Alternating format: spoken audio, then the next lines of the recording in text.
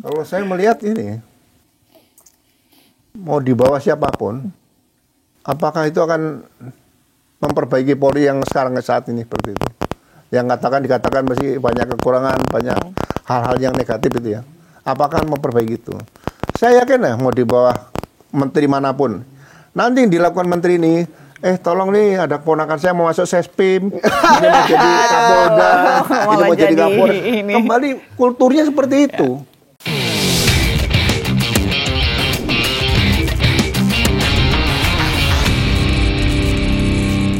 Pak, ada yang bilang diganti atau tidak diganti Kapolri, reformasi Polri tetap harus dilakukan. Itu satu.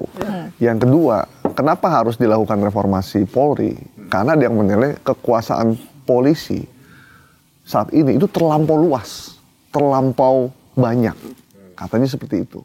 Sehingga ada perbincangan-perbincangan di tim reformasi dari masukan dari masyarakat supaya polisi berada di bawah Kementerian Dalam Negeri, tidak lagi di bawah presiden yang langsung satu komando. Jadi di daerah, di pusat itu bisa langsung punya kekuasaan, terus kemudian langsung tanggung jawabnya ke presiden karena bisa dimanfaatkan pada saat pemilu katanya. Pak Ugro setuju nggak kalau polisi bukan dikembalikan, kalau dulu kan di Kemhan ya, ini berada di bawah wali kota atau di bawah gubernur, pemerintahan daerah seperti di negeri Gotham City-nya Batman atau di Amerika. Kalau saya melihat ini, mau dibawa siapapun, apakah itu akan memperbaiki Polri yang sekarang saat ini seperti itu? Yang dikatakan masih banyak kekurangan, banyak hal-hal yang negatif itu ya. Apakah memperbaiki itu? Saya yakin ya, mau dibawa menteri manapun, nanti yang dilakukan menteri ini, tolong nih ada keponakan saya mau masuk Sespim, ini mau jadi Kapolda, ini mau jadi Kapolda. Kembali kulturnya seperti itu. Bagi saya fungsi Propam itu yang sudah ada itu kan bagus. Sebelum 99 reformasi, Propam tidak ada. Saya bilang berdayakan maksimal Propam. Saya pernah di Propam. Bintang 3 kan Propam, jangan fungsi lain naik bintang 3, Propam bintang 2. Dan yang tugas di Propam jangan pindah-pindah. Kalau sudah melakukan pelanggaran diperiksa Propam. Dan risikonya karena ini profesi kemudian profesi yang mulia terhormat, ya kan? Ya jangan ragu-ragu untuk pemberhentian tidak dengan hormat atau PTDA. Dan kalau sudah diberhentikan tidak dengan hormat dari kepolisian, mau jadi satpam nggak bisa.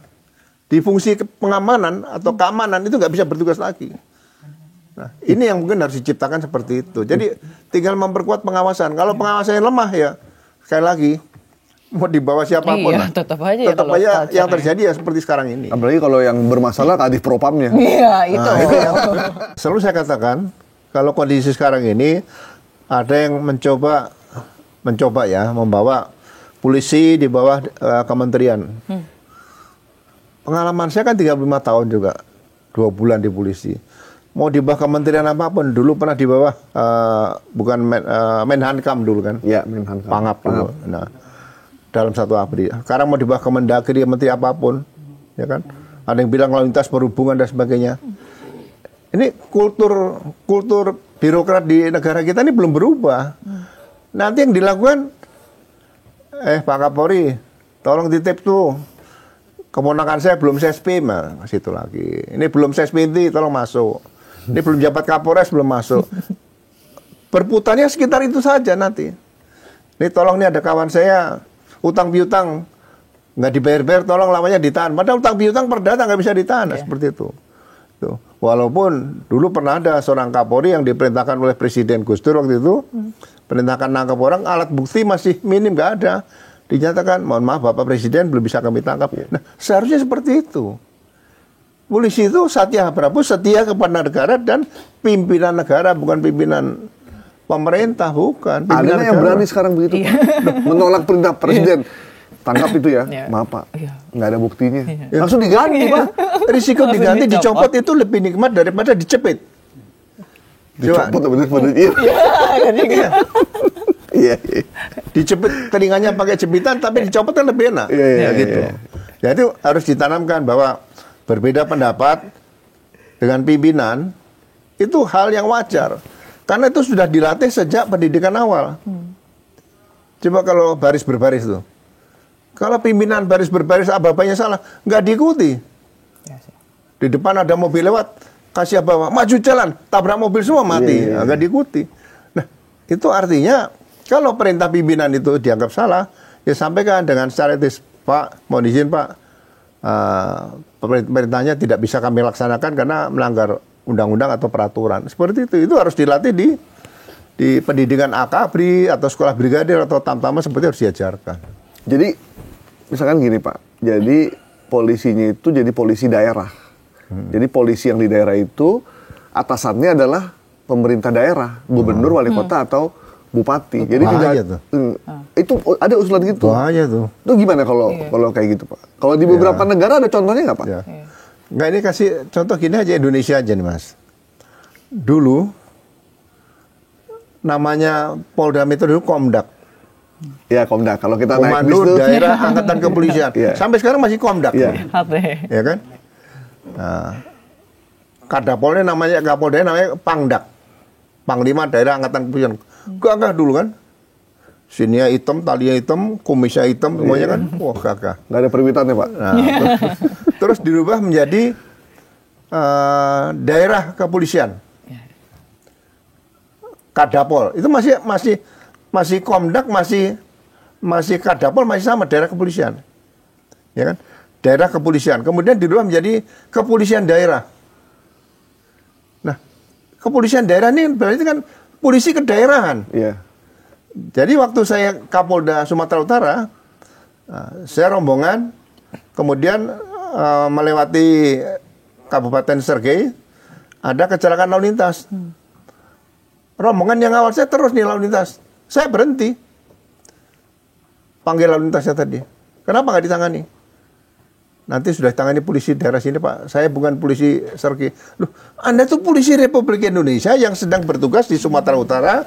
Kebetulan juga bertugas di Simalungun dan sebagainya. Itu tetap polisi Republik Indonesia. Nanti kalau polisi diganti polisi di bawah pemerintah daerah, Polda, ya sama dengan Satpol PP tadi. Hanya ngurus di daerah itu. Terus nanti ada mayat jatuh di perbatasan. Oh ini dari sana. Didorong sedikit pakai bambu aja mati dari sana. Nggak boleh. Itu tetap Polri adalah Polri secara utuh. Jadi bertugas di seluruh Indonesia apapun, misalnya gini, saya tugas di lembaga pendidikan. Terus kemudian ada kecelakaan itu, saya berhenti. Ada macet, saya turun. Ikut ngatur lalu lintas gitu. Jadi memang tugas polisi ini tugas yang tugas mulia yang sampai saya katakan malaikatnya nggak bisa melaksanakan tugas polisi loh. Memberhentikan seseorang dan menaikkan identitas. Nggak bisa. Malaikat pencabut nyawa nggak pernah memberhentikan seorang. Stop. Mana KTP? Nggak ada. Lagi nyupir, tarik nyawanya. Lagi tidur, tarik nyawanya. Coba. Polisi ini tugas mulia.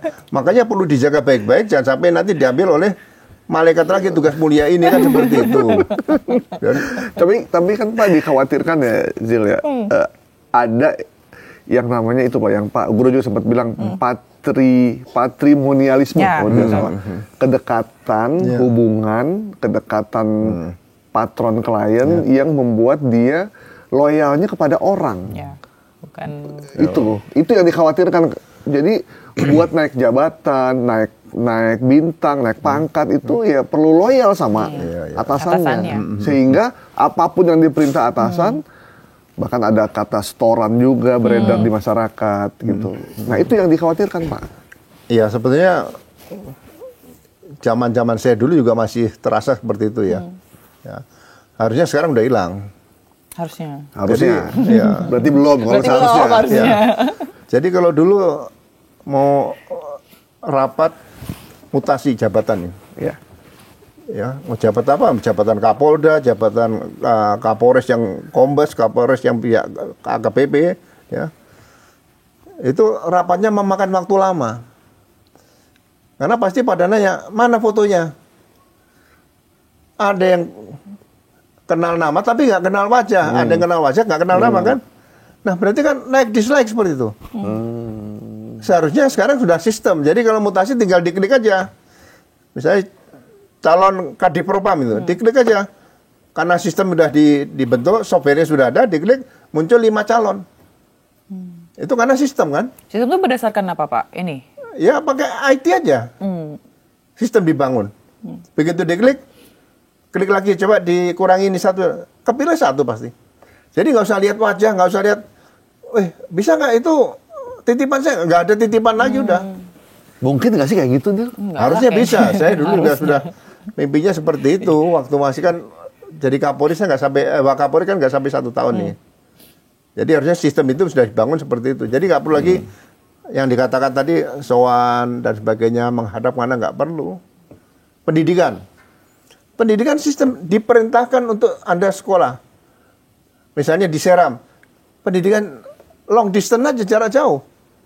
Orang Seram suruh sekolah di Sukabumi pasti nggak mau. Biaya banyak dan nanti harus menghidupi keluarga di sini dan saya biaya sekolah. Nah, ini negara kepulauan harus punya geopendidikan di Indonesia sehingga anggota bertugas itu sudah tidak mikir lagi kapan saya bisa sekolah, kapan saya bisa naik pangkat dan sebagainya. Ini semua diatur pakai sistem di situ.